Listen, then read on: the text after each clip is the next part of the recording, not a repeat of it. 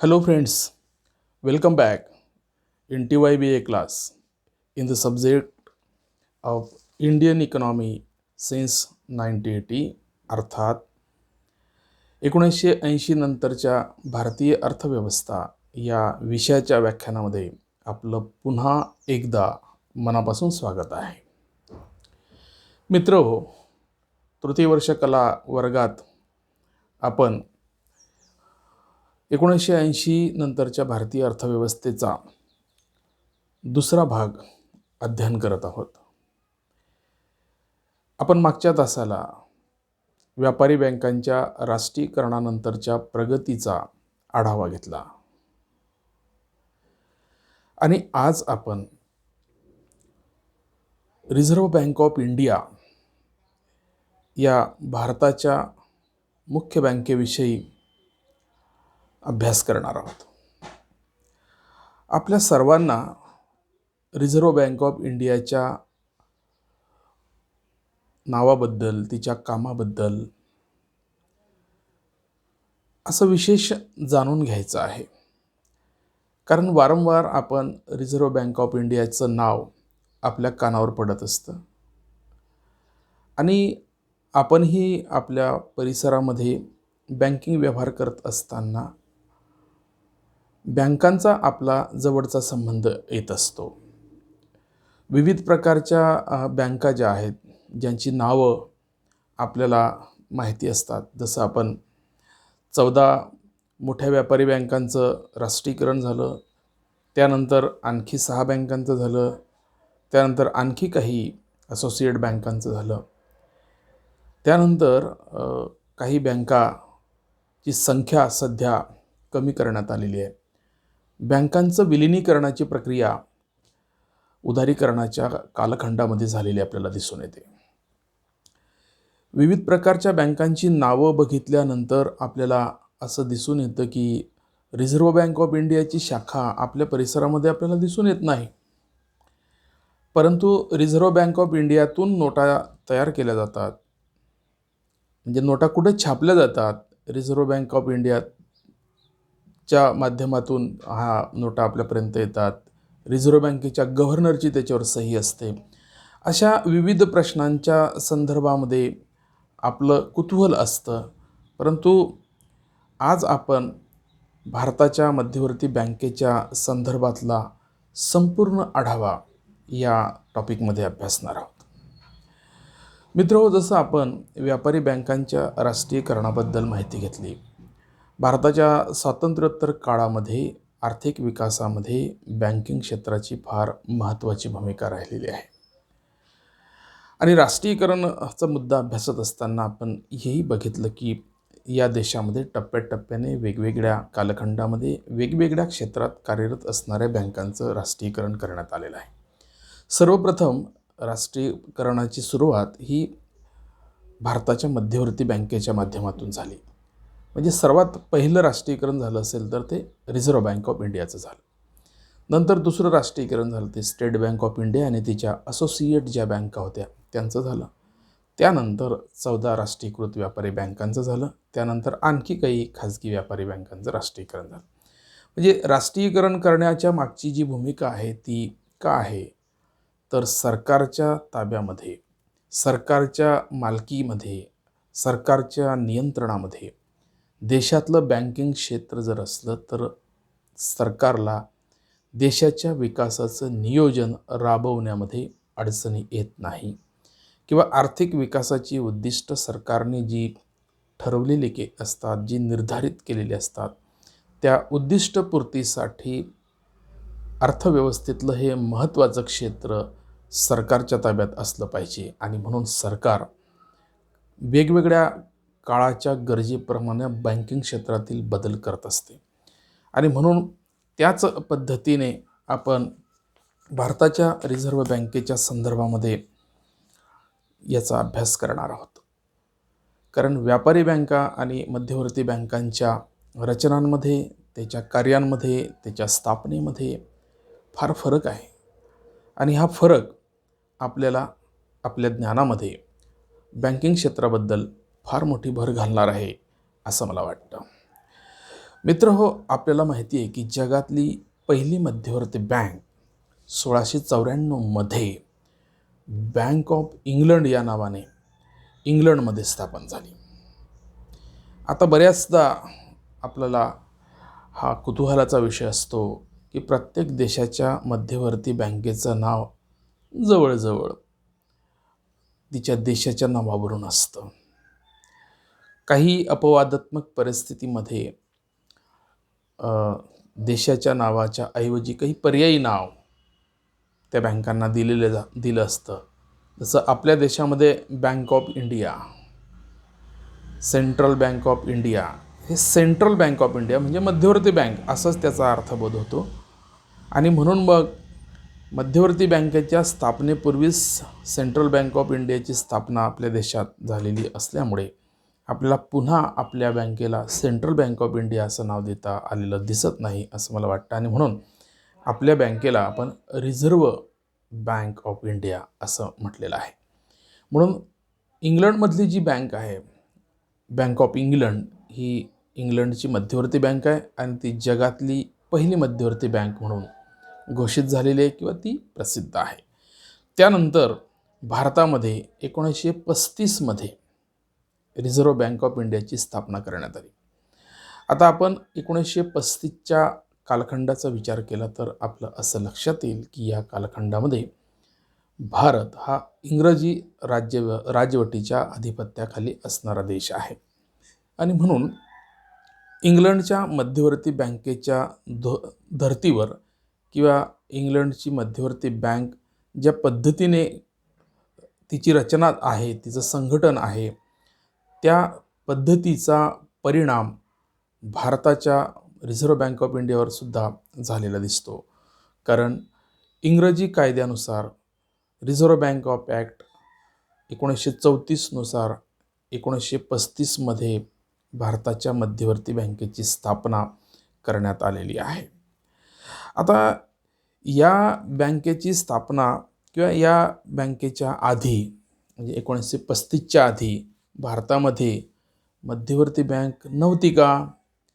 भारताचा राज्यकारभार चालवण्यासाठी मध्यवर्ती बँकेची भूमिका कोणती बँक करत होती, हाही प्रश्न आपल्याला पडू शकतो.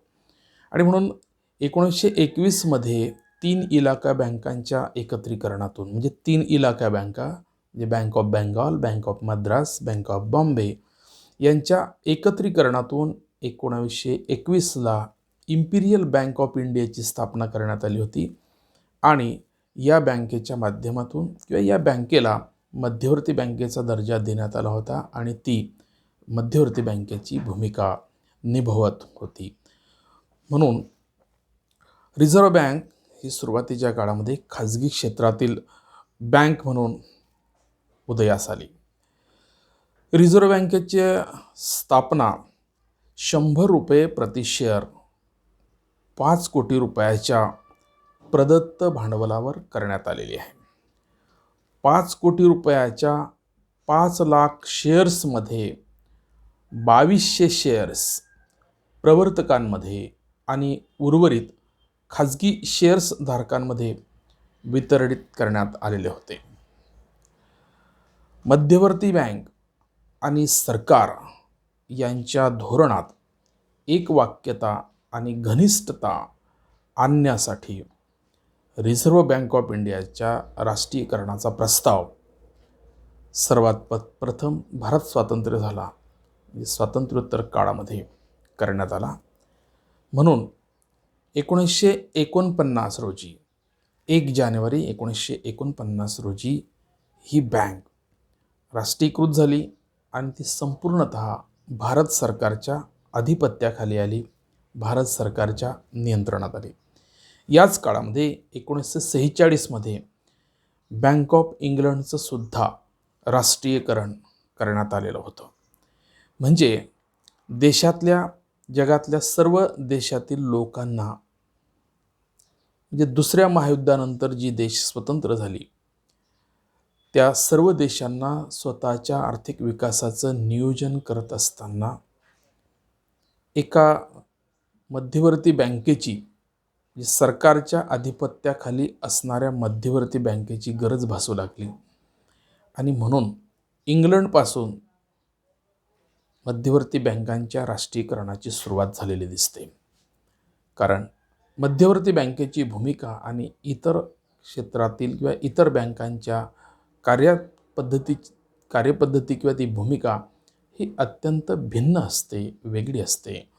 म्हणून मध्यवर्ती बँक ही सरकारच्या नियंत्रणात असणं आणि सरकारच्या एकूणच कार्यक्रमाचा ती भाग बनणं अत्यंत महत्त्वाचं असतं.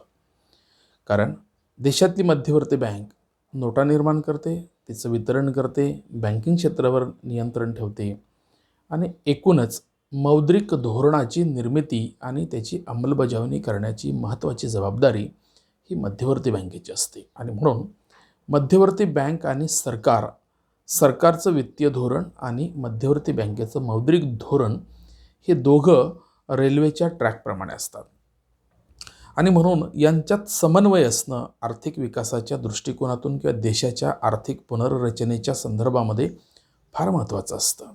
जर यांच्यामध्ये मतभेद झाले, यांच्यामध्ये विसंवाद निर्माण झाला तर त्याचे परिणाम भारताच्या किंवा जगातल्या कोणत्याही देशाच्या आर्थिक विकासावर होत असतात, त्याची फार दाट शक्यता असते. आणि म्हणून मध्यवर्ती बँकेचे गव्हर्नर, एकूणच मध्यवर्ती बँकेची जी रचना आहे ती सरकारच्या कार्याला पूरक असली पाहिजे आणि सरकारचं धोरणसुद्धा मध्यवर्ती बँकेच्या नीतीलासुद्धा पूरक असलं पाहिजे.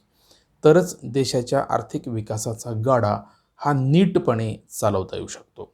आणि म्हणून मध्यवर्ती बँकेची भूमिका एकूणच देशाच्या आर्थिक विकासामध्ये फार महत्त्वाची असते. म्हणून या दृष्टिकोनातून आज मध्यवर्ती बँकेच्या कार्यांच्या संदर्भामध्ये आपण सविस्तर अभ्यास करणार आहोत. आपण मध्यवर्ती बँकेच्या संदर्भात अभ्यास करताना 3 भागांमध्ये आपण करणार आहोत.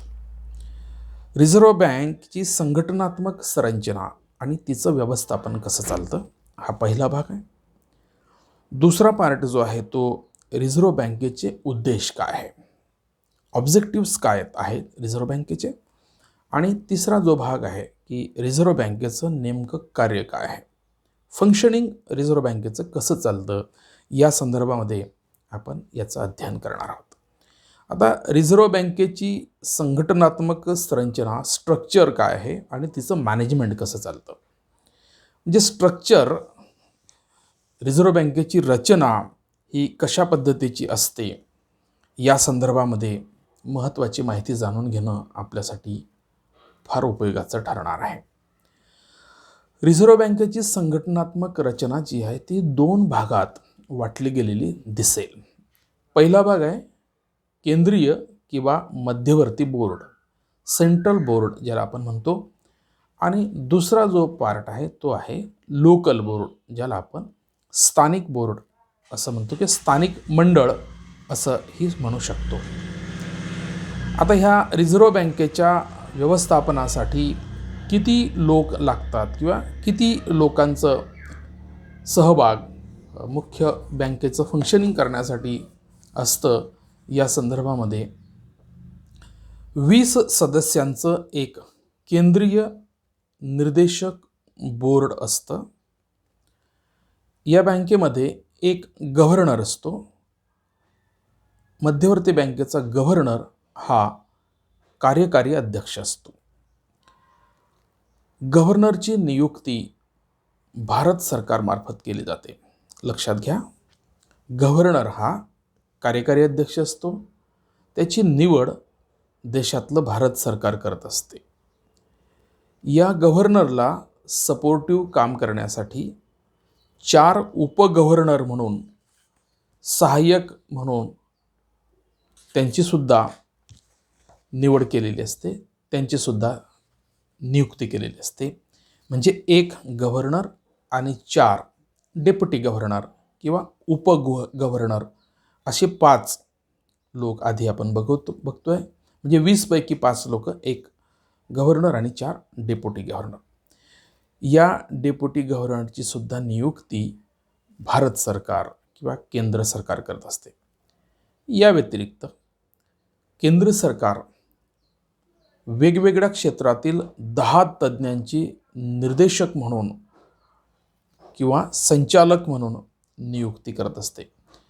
आता हे 10 तज्ज्ञ जे असतात ते वेगवेगळ्या क्षेत्रामधले असतात, ज्यामध्ये आपण व्यावसायिक म्हणूया, उद्योजक म्हणूया, कृषी क्षेत्राशी संबंधित म्हणूया, सहकार क्षेत्राशी संबंधित म्हणूया, असे वेगवेगळे अर्थव्यवस्थेचे जे महत्त्वाचे भाग असतात की ज्याचं अर्थव्यवस्थेच्या विकासामध्ये आपण साधारणपणे ढोबळमानाने 10 भाग करूया. या 10 भागातील तज्ज्ञ मध्यवर्ती बँकेने कामकाज कसं करावं आणि त्या प्रत्येक जो तज्ज्ञ ज्या क्षेत्रातून आलेला असतो त्या क्षेत्रातील सर्व समस्या, त्या क्षेत्राच्या विकासासाठी असणाऱ्या चांगल्या गोष्टींची मांडणी किंवा सल्ला त्या संचालकाने मध्यवर्ती बँकेला द्यायचा असतो. अशा प्रकारची एक भावना असते, अशा प्रकारची त्याच्याकडनं अपेक्षा असते आणि म्हणून वेगवेगळ्या क्षेत्रातील 10 तज्ज्ञ या 5 गव्हर्नरांच्या सोबत मध्यवर्ती बँकेचं कामकाज करण्यासाठी असतात.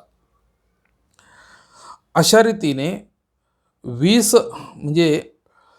20 सदस्यांच्या केंद्रीय बोर्डाबरोबरच 4 स्थानिक बोर्ड आहेत, ज्याचे कार्यालय मुंबई, दिल्ली, कोलकाता आणि चेन्नई येथे आहे. या स्थानिक बोर्डामध्ये 5 सदस्य असतात. त्यांची सुद्धा नियुक्ती केंद्र सरकारकडूनच केली जाते. सदस्यांची नियुक्ती 4 वर्षासाठी केली जाते. आपल्याला माहिती आहे की आपल्याला हे माहिती असलं पाहिजे की प्रत्येक देशातल्या प्रत्येक व्यापारी बँकेचं मुख्य कार्यालय कुठं आहे हे आपल्याला माहिती असणं खूप गरजेचं आहे. तसंच मध्यवर्ती बँकेचं सुद्धा कार्यालय कुठे आहे हेही माहिती असलं पाहिजे. त्यानंतर जगातल्या वेगवेगळ्या देशांच्या मध्यवर्ती बँकांची सुद्धा मुख्य कार्यालये कुठे आहेत हे सुद्धा आपल्याला माहिती असणं आवश्यक आहे. जनरल नॉलेजच्या दृष्टिकोनातून, सामान्य ज्ञानाच्या दृष्टिकोनातून ही माहिती आपल्याला असली पाहिजे. आणि म्हणून बऱ्याचदा विद्यार्थ्यांना आपण जेव्हा प्रश्न विचारतो की भारताच्या मध्यवर्ती बँकेचं मुख्य कार्यालय कुठे आहे, तर अशा पद्धतीची एक भावना असते की आपल्या बऱ्याचशा गोष्टी ह्या दिल्लीवरनं चालत असतात. पंतप्रधान दिल्लीला आहे, राष्ट्रपती दिल्लीला आहे, लोकसभा दिल्लीला आहे, राज्यसभा दिल्लीला आहे. तर आपल्याला असं वाटतं की मध्यवर्ती बँकसुद्धा दिल्लीलाच असेल की काय, परंतु तसं नाही. म्हणून मध्यवर्ती बँकेचं मुख्य कार्यालय हे मुंबईला आहे. मुंबईचा जो फोर्ट एरिया आहे त्या फोर्ट एरियामध्ये मुंबईचं मुख्य कार्यालय आहे. या मुख्य कार्यालयाचे 16 विभाग आहेत. मुख्य कार्यालयामध्ये 16 विभाग असतात, ज्यामध्ये बँकिंग, चलन निर्मिती, चलन व्यवस्थापन, विदेशी चलन विनिमय नियंत्रण, कृषी कर्ज, औद्योगिक कर्ज वगैरे देशाच्या विविध भागात रिझर्व्ह बँकेच्या 2 शाखा आहेत आणि प्रत्येक राज्याच्या राजधानीच्या ठिकाणी एक कार्यालय आहे. यामध्ये नवीन राज्य जे निर्माण झालेली आहेत त्यांचा आपण इथे विचार करणार नाहीत, कारण त्या ठिकाणी कदाचित अजून रिझर्व्ह बँकेचं कार्यालय गेलेलं नसेल. महाराष्ट्र राज्याच्या मुख्य कार्यालयाबरोबरच मुंबई आणि नागपूर येथे एक कार्यालय आहे. आणि सर्वात महत्त्वाचं म्हणजे बँकिंग क्षेत्रातील कर्मचाऱ्यांच्या, अधिकाऱ्यांच्या प्रशिक्षणाच्यासाठी पुण्यामध्ये सोय आहे. पुणे येथे मध्यवर्ती बँकेचं प्रशिक्षण कार्यालय आहे.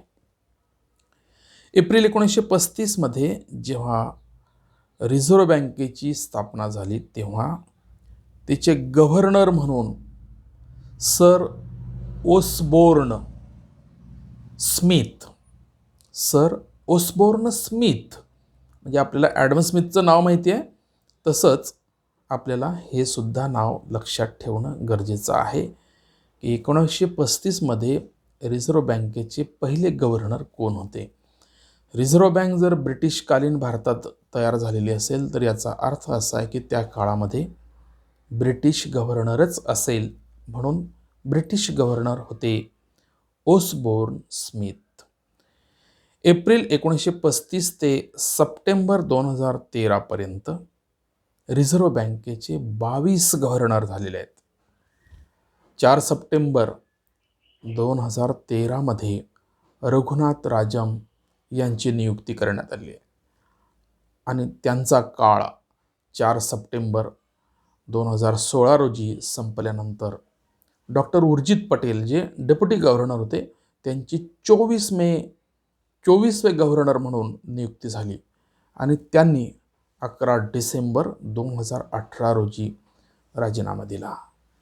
तेव्हापासून आत्तापर्यंत रिझर्व्ह बँकेचं कामकाज पाहण्याची जबाबदारी ॲज ए गव्हर्नर म्हणून शक्तिकांत दास हे पाहत आहे. शक्तिकांत दास हे इतिहासाचे अभ्यासक आहेत. ते इतिहास विषय घेऊन IAS झालेत. बराच काळपर्यंत ते वित्त सचिव म्हणून पण त्यांनी काम पाहिलेलं आहे. वित्तीय व्यवहाराची त्यांना बऱ्यापैकी जाणीव होती, अनुभव होता.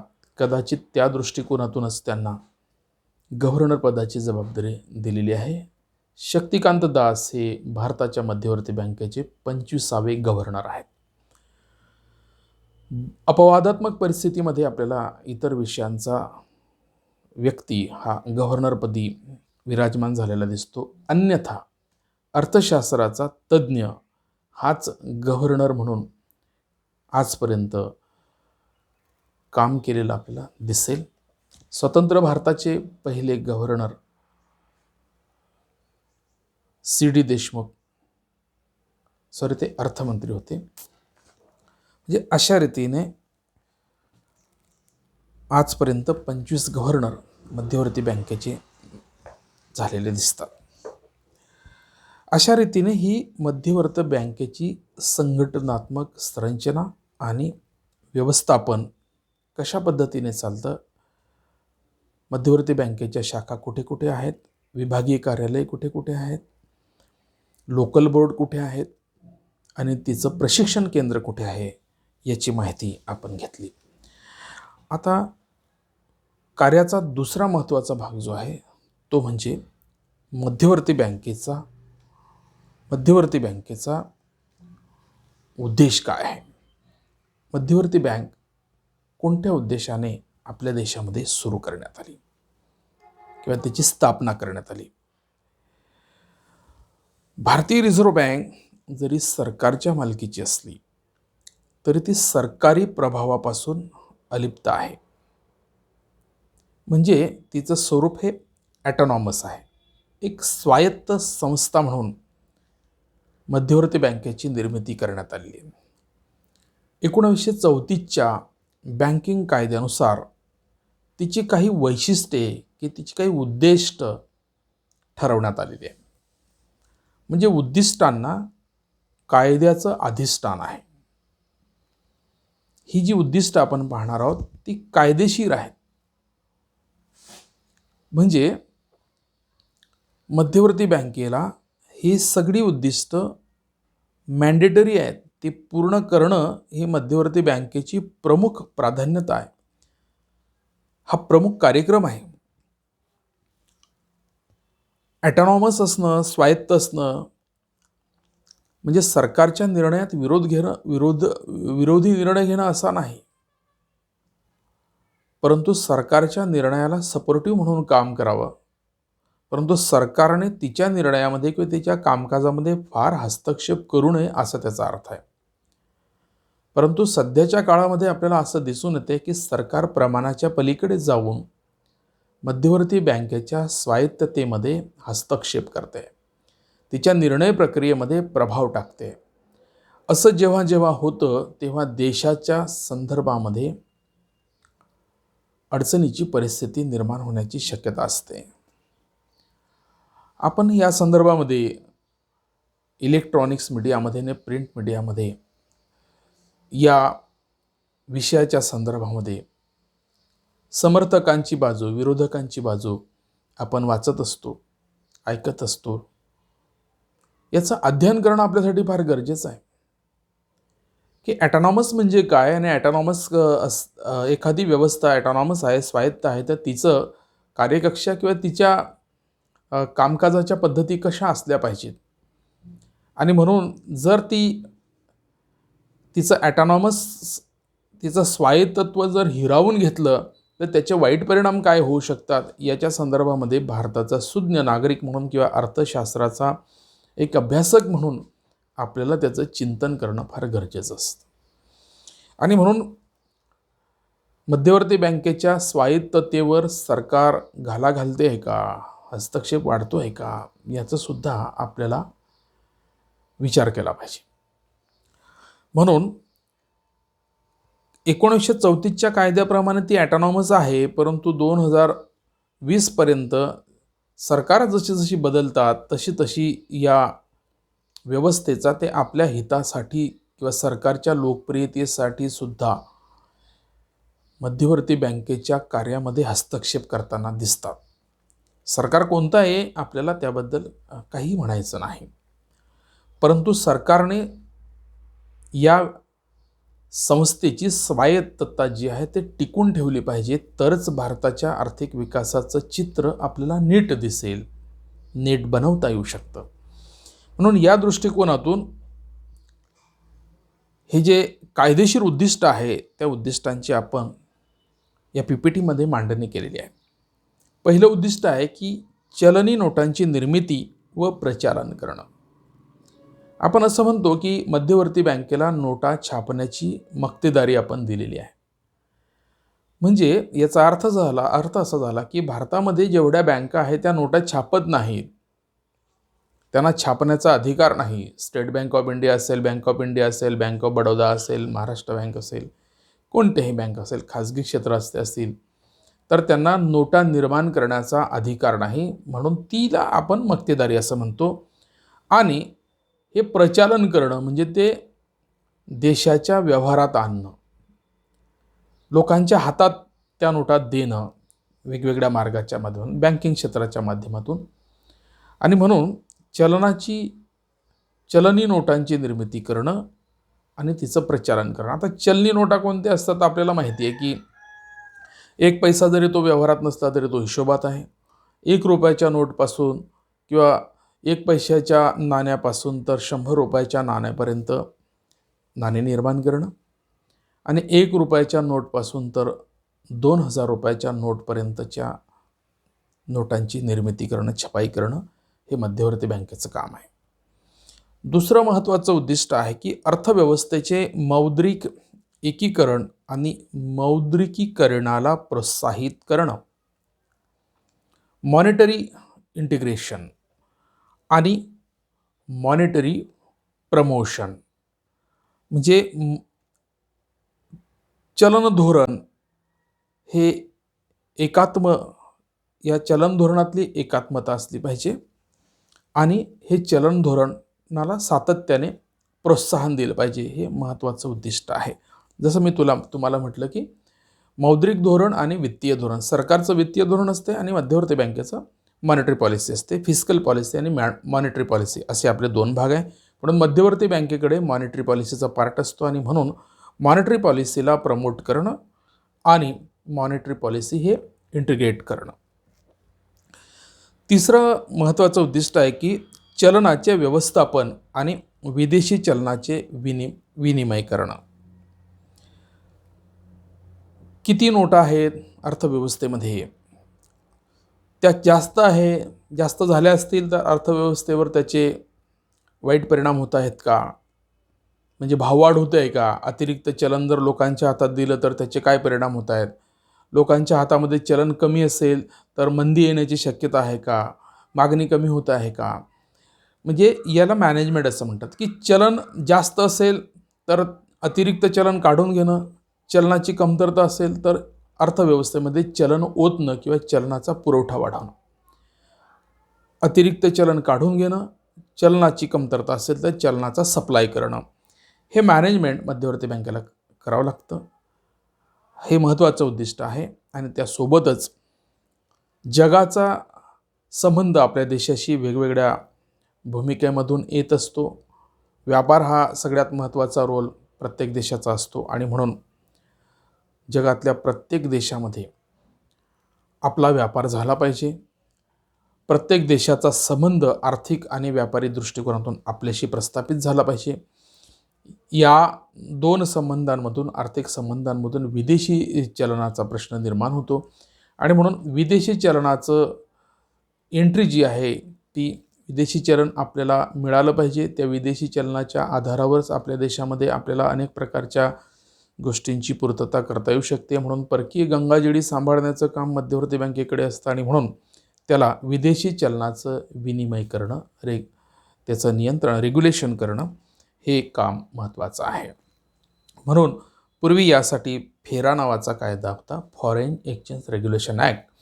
आता त्याच्याऐवजी आपल्या देशामध्ये खाजगीकरणामध्ये किंवा उदारीकरणाच्या काळामध्ये आपण त्या कायद्यात दुरुस्ती करून त्या कायद्याचं आता फेमा असं नाव दिलं आहे, फॉरेन एक्सचेंज मॅनेजमेंट ॲक्ट, विदेशी चलन व्यवस्थापन कायदा.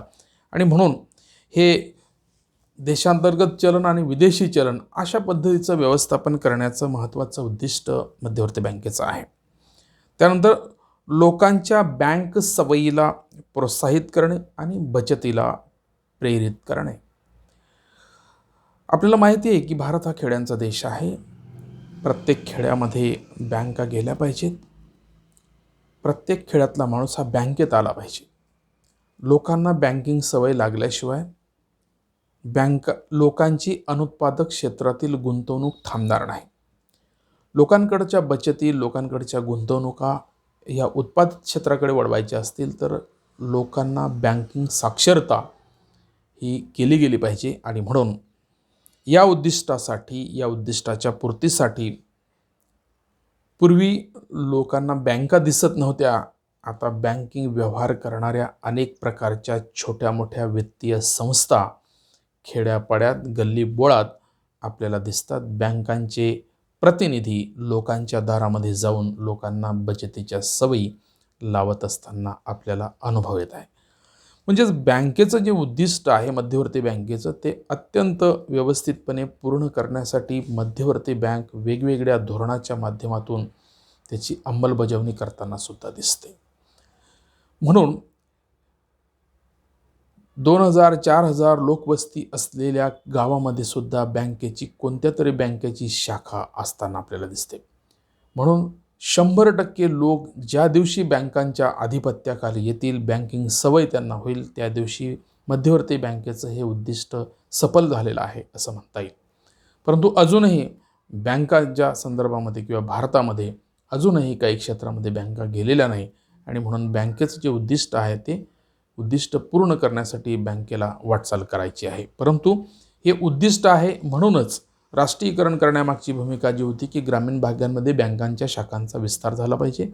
जो बँकांच्या राष्ट्रीयकरणापूर्वी फक्त शहराच्या ठिकाणी ह्या बँका केंद्रित होत्या, आता आपल्याला असं दिसते की राष्ट्रीयकरणानंतर मध्यवर्ती बँकेचा आणि सरकारचा महत्त्वाचा उद्देश होता की ग्रामीण भागामध्ये बँकिंग क्षेत्राचा विस्तार झाला पाहिजे आणि तो मोठ्या प्रमाणात या भूमिकेमध्ये यशस्वीपणा आपल्याला आलेला दिसतो.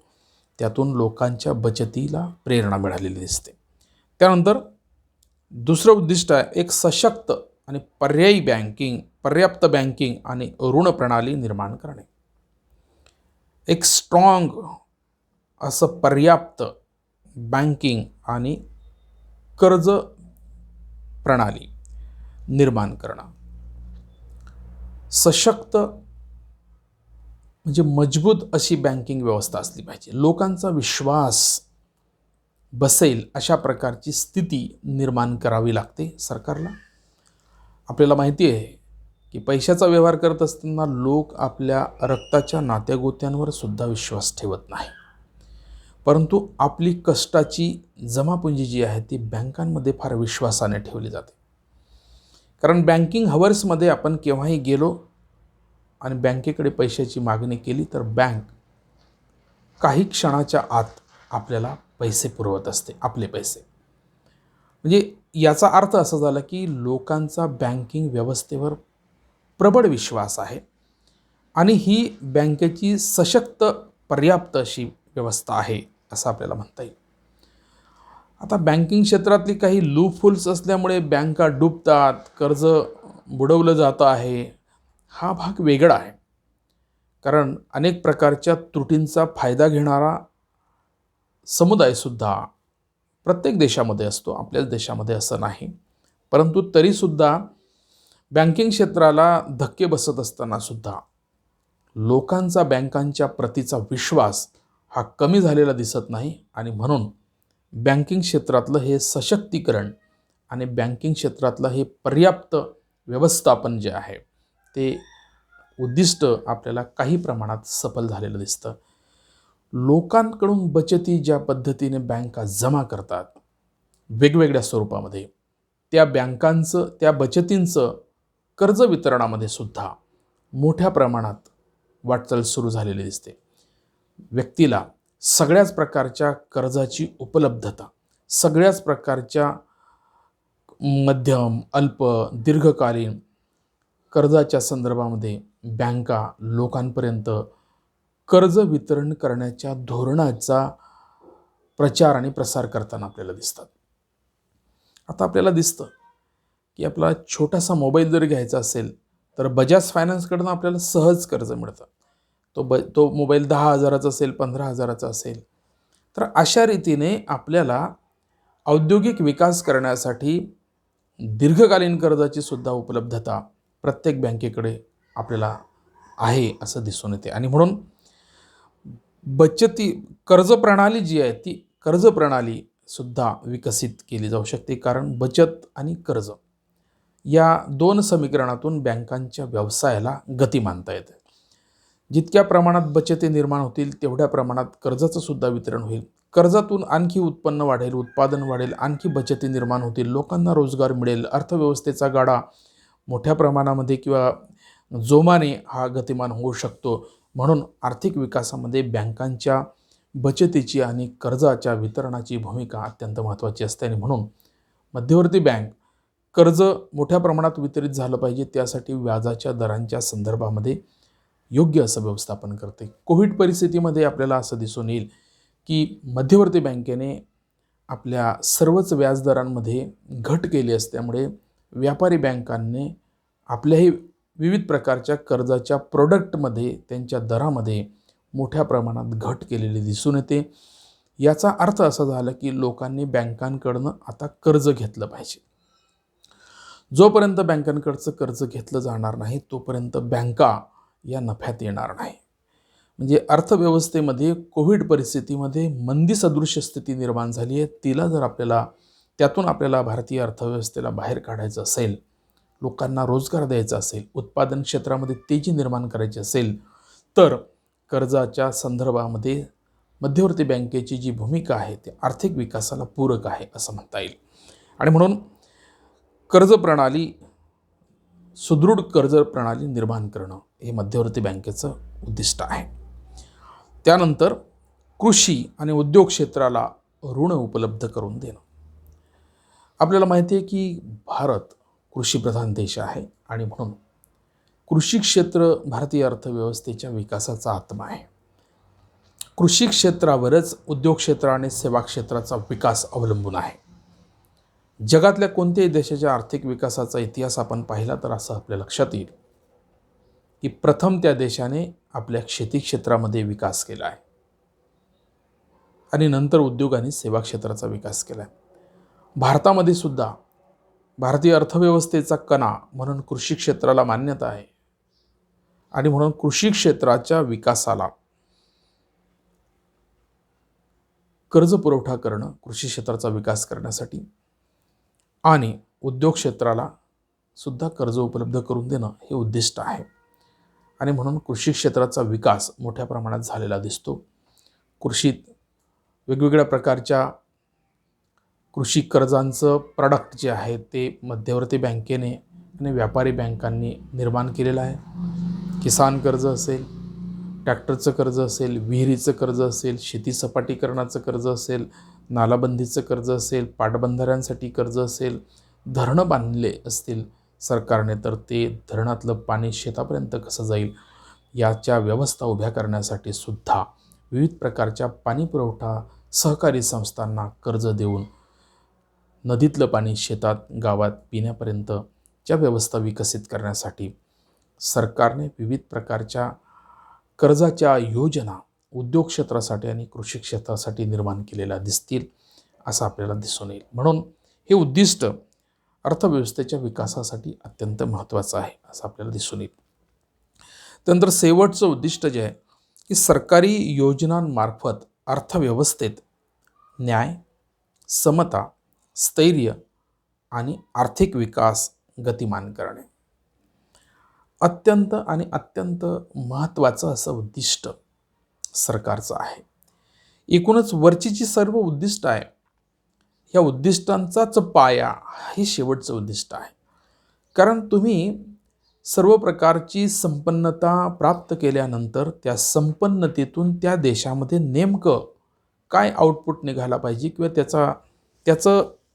त्याच्यातून काय चांगलं निर्माण करता येईल, तर अर्थव्यवस्थेत न्याय प्रस्थापित होईल.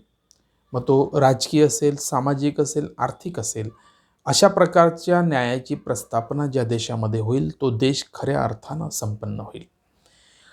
त्यानंतर समता, जी विषमता आपण सातत्याने विचारात घेत असतो, जिला आपण आर्थिक विषमता म्हणतो, सामाजिक विषमता म्हणतो, ही आर्थिक आणि सामाजिक विषमता आपण राजकीय समतेमध्ये निर्माण करण्यामध्ये बऱ्या प्रमाणामध्ये आपण यशस्वी झालेलो आहे. पण तरीसुद्धा ही राजकीय समता, आर्थिक आणि न्यायाच्या दृष्टिकोनातली समता प्रस्थापित करू शकली नाही. ही भारताच्या राजकीय व्यवस्थेचं अपयश आहे असं आपल्याला म्हणता येऊ शकतं. परंतु पूर्णतः अपयश आहे असंही आपल्याला म्हणता येणार नाही. परंतु आर्थिक समता आणि न्यायाच्या संदर्भातली समता प्रस्थापित करण्याच्या संदर्भातली वाटचाल जी आहे ती मात्र कंटिन्यू सुरू आहे. या वाटचालीची गतिमानता वाढवणं अत्यंत महत्त्वाचं आहे. राजकीय समता प्रस्थापित करणं म्हणजे एक व्यक्ती, एक वोट, एक मत आणि त्या मताचं मूल्य एकच मूल्य आहे. या त्रिसूत्रीवर राजकीय समता प्रस्थापित झालेली दिसते. परंतु आर्थिक आणि सामाजिक विषमता मात्र अजूनही देशाच्या वेगवेगळ्या भागामध्ये तिची तीव्रता ही कमी जास्त प्रमाणामध्ये आपल्याला दिसून येते. ही तीव्रता ज्या दिवशी नष्ट होईल त्या दिवशी खऱ्या अर्थानं आपला देश स्वतंत्र झाला आहे, खऱ्या अर्थानं तो प्रजासत्ताक आहे, तो रिपब्लिक आहे असं आपल्याला म्हणता येईल. म्हणजेच आपल्या देशाच्या मध्यवर्ती बँकेचं उद्दिष्ट या देशाला रिपब्लिक करणं असं आहे, प्रजासत्ताक करणं असं आहे. त्या प्रजासत्ताकाचा पाया न्याय, स्वातंत्र्य, समता आणि बंधुता वर्धित करणं, निर्माण करणं हा आहे. आणि म्हणून मध्यवर्ती बँकेचे हे स्टॅट्युटरी लीगल ऑब्जेक्टिव्ज जे आहेत ते ऑब्जेक्टिव्ह नवीन भारताच्या निर्मितीचा पाया आहे.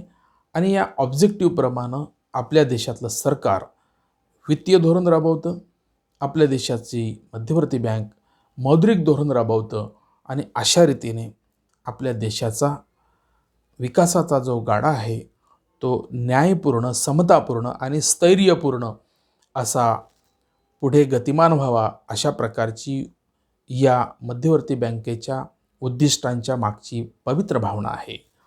या उद्दिष्टांच्या पूर्तीसाठी सुद्धा अर्थशास्त्रातील विद्यार्थी म्हणून आपण ही उद्दिष्ट पूर्ती करण्यासाठी आपलीसुद्धा भूमिका महत्त्वाची आहे. कारण लोक कर्ज घेतात परंतु कर्जाची परतफेड करत नाही. कर्ज घेतात परंतु कर्जाचं कारण जे असतं त्या कारणानुसार त्या कर्जाचा विनियोग होत नसतो आणि म्हणून लोकांचं दारिद्र्य आणि दिवाळखोरीपणा जी आहे ती दिवाळखोरीपणा आपल्याला दिसून येते, ज्यामुळे बँकिंग क्षेत्र अडचणीत आलेलं दिसते. शेतकऱ्यांच्या आत्महत्या आपल्याला दिसतात. म्हणजे सामाजिक प्रश्न जे आहेत, सामाजिक रूढी परंपरा ज्या आहेत, ज्या व्यक्तीला व्यसनाधीनतेकडे नेतात, कर्जबाजारीपणाकडे नेतात आणि त्यातून समाज व्यवस्था ही खडखडीत होते, विस्कळीत होते, सामाजिक अशांतता प्रस्थापित होते. म्हणजे या सर्व प्रश्नांना जर तुम्हाला निर्मूलन करायचं असेल तर बँकांनी, मध्यवर्ती बँकेने ठरवलेल्या उद्दिष्टानुसार आपलं जीवन प्रणाली, आपली आर्थिक प्रणाली आपण पूरक ठेवली पाहिजे.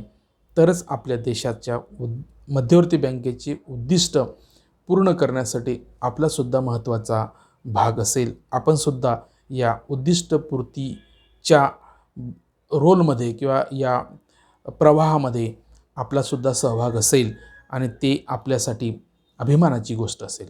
मित्रहो, आज आपण मध्यवर्ती बँकेची संघटनात्मक आणि व्यवस्थापनात्मक अशी रचना बघितली. त्यानंतर आपण मध्यवर्ती बँकेची उद्दिष्ट बघितली. व्हिडिओ फार लांब झाला असेल, अर्थात हरकत नाही, परंतु तो नॉलेजेबल आहे. आपण याचा नीट अभ्यास करा, याचं नीट श्रवण करा, त्याची जनरल नॉलेजच्या दृष्टिकोनातून तयारी करा, प्रश्न काढा. या ठिकाणी आपण इथेच थांबतोय. पुढच्या व्हिडिओमध्ये आपण मध्यवर्ती बँकांची कार्य जी आहे ती कार्य परंपरागत आणि प्रोत्साहनात्मक कार्य जी आहे ती 2 भागात दुसऱ्या व्हिडिओमध्ये आपण बघणार आहोत. तोपर्यंत देशातलं अजूनही कोविड परिस्थिती जी आहे ती आता वाढताना दिसते आहे. रुग्णसंख्या वाढताना दिसते आहे. दिवाळीमध्ये आपण कोरोनामुक्त होतो की काय अशी परिस्थिती निर्माण झालेली दिसली. लोकांनी कोरोनाच्या नियमाची 100% पायमल्ली केली. आपणही त्यामध्ये दोषी आहोत. आणि आज जर कोरोनाची परिस्थिती भयानक पद्धतीने जर वाढलेली दिसेल तर त्याला फक्त आपण जबाबदार आहोत. मित्रहो, याचा अर्थ असा आहे की या कोरोनाच्या परिणामाची जबाबदारी आपली आहे. देशाच्या नुकसानीची सुद्धा जबाबदारी आपलीच आहे. आपल्या देशातील आरोग्य क्षेत्रावर ताण पडणारे सुद्धा आपणच आहोत, हे लक्षात घ्या. आणि अजूनही वेळ गेलेली नाही. भारताला कोरोनामुक्त करण्यासाठी आपलीच भूमिका महत्त्वाची आहे. आपण आपल्या कुटुंबाचं रक्षण केलं, आपण आपल्या कुटुंबाची कोरोनामुक्तीपासून जर लढाई यशस्वीपणे लढलो तर भारत हा कोरोनामुक्त झाल्याशिवाय राहणार नाही. आपणच जर दुर्लक्ष केलं, आपणच जर या कोरोनाच्या नियमांची जर पायमल्ली केली, आपण ते नियम पाळले नाही तर आपण संपल्याशिवाय राहणार नाही, हे लक्षात ठेवा. देश संपल्याशिवाय राहणार नाही, हेही लक्षात ठेवा. म्हणून भारतावर प्रेम करणारे आपण आहोत. आपल्या देशासाठी आपण रक्त सांडणारे लोक आहोत. म्हणून कोरोनामुक्तीच्या लढ्यामध्ये आपली भूमिका प्रामाणिक ठेवा. सगळ्यांना हा संदेश द्या. अजूनही आपण हे चॅनल सबस्क्राईब केलं नसेल तर हे चॅनल सबस्क्राईब करा आणि हे व्हिडिओ जास्तीत जास्त डायरेक्ट नोटिफिकेशन आपल्या मोबाईलवर घ्या. व्हिडिओ ऐका, अभ्यास करा आणि या परिस्थितीला सामोरे जा. इथंच थांबतोय आपण. धन्यवाद. पुढच्या व्हिडिओमध्ये भेटूया.